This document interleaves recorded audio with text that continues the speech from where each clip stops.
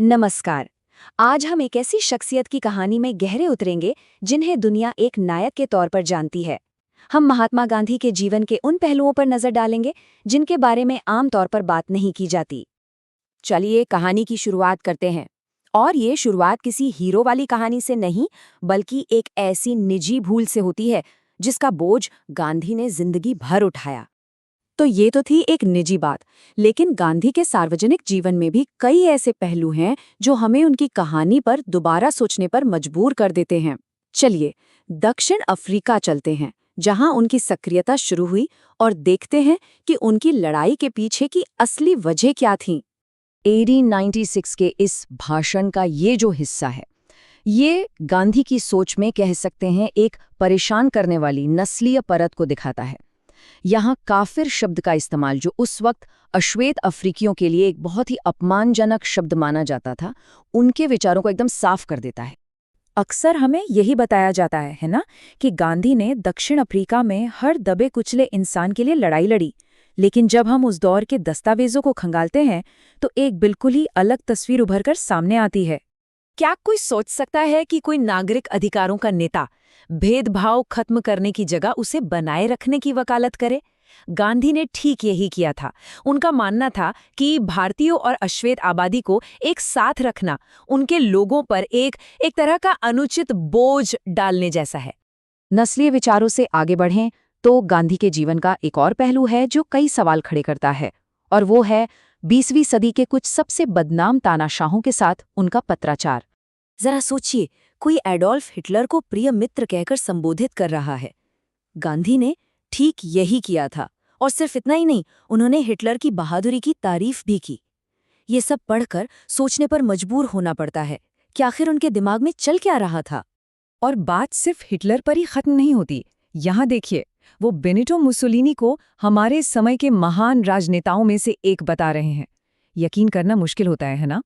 तो उनके सार्वजनिक जीवन के इन हैरान करने वाले पहलुओं से चलिए अब उनकी निजी दुनिया में झांकते हैं, जो उतनी ही ज्यादा सख्त और अनुशासन से भरी थी। और इसकी शुरुआत होती है उनके खान-पान से। गांधी का खान-पान इतना सख्त क्यों था? ये सिर्फ सेहत का मामला नहीं था। इसके पीछे एक बहुत ही गहरा और निजी कारण छिपा था। और वो कारण था ये: गांधी का मानना था कि इतना सख्त खाना पीना उनकी यौन इच्छाओं को काबू में रखने में मदद करेगा। और यहीं से ब्रह्मचर्य को लेकर उनके जीवन भर के जुनून की शुरुआत हुई। उनका ये जुनून कुछ बहुत ही अजीब और कह सकते हैं असहज कर देने वाली रोज की आदतों में बदल गया, जैसे कि कब्ज होने पर अपनी युवा महिला साथियों को बाथरूम में बुलाना। ये उस समय की सामाजिक सीमाओं का पूरी तरह से उल्लंघन था। लेकिन ब्रह्मचर्य का ये जो जुनून था, ये किस हद तक गया? ये कुछ ऐसे प्रयोगों में बदला जो उन्होंने अपनी पवित्रता को परखने के लिए किए थे। और ये बातें शायद चौंकाने वाली लग सकती हैं। ब्रह्मचर्य या पवित्रता सुनने में तो एक बहुत बड़ा आदर्श लगता है, लेकिन गांधी ने इसे परखने का जो तरीका अपनाया, वो था युवा महिलाओं के साथ नग्न सोना, जिसमें उनकी अपनी भतीजी भी शामिल थीं। गांधी इन सब चीजों को शोषण की तरह नहीं देखते थे। उनके लिए ये उनके आध्यात्मिक अनुशासन की, कह सकते हैं, आखिरी और सबसे बड़ी परीक्षा थी। और ये सब सिर्फ बड़ों तक ही सीमित नहीं था। उन्होंने अपने आश्रमों में रहने वाले बच्चों पर भी ये प्रयोग किए। वो जानबूझकर ऐसी स्थितियां बनाते थे जिनसे बच्चों के मन में प्रलोभन पैदा हो। तो सवाल ये उठता है कि इन सभी सख्त विश्वासों और अजीब प्रथाओं का उनके सबसे करीबी लोगों पर क्या असर पड़ा? चलिए उनकी पत्नी कस्तूरबा के साथ उनके रिश्ते पर एक नजर डालते हैं। ये जो बात उन्होंने कही, ये उनकी पत्नी के बारे में उनकी सोच को काफी हद तक बयान करती है। जिंदगी भर की शादी के बावजूद उन्हें अक्सर लगता था कि कस्तूरबा न तो उनके आध्यात्मिक और न ही बौद्धिक स्तर की है।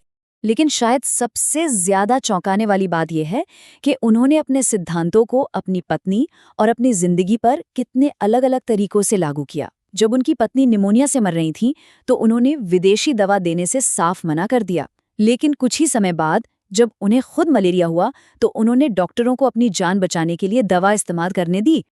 और महिलाओं को लेकर उनके विचार यहीं खत्म नहीं होते।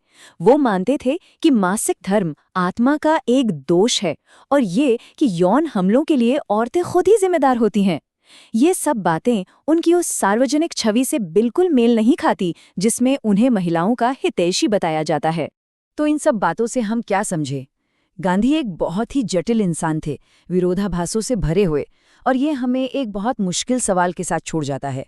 जब हमारे नायकों के चरित्र में इतने गहरे स्याह पहलू हों, तो इतिहास को उन्हें आखिर किस तरह याद रखना चाहिए?